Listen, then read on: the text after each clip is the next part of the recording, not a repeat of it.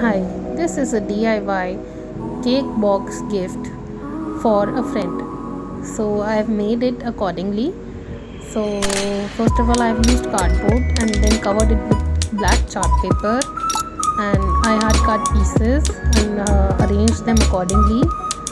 Also, I've used decorative material and some of their pictures of friends. So as you can see, I have also used sparkle sheets to make this more decorative and attractive. I have also made a drawer to keep the chocolates, and instead of the cake, this client has asked me to keep her phone for her friend. So as you can see, I hope you liked my video. Please do like, share and subscribe. I have made all the things separately and then attached them with glue gun accordingly and decorated it with smileys, stars and happy birthday stickers.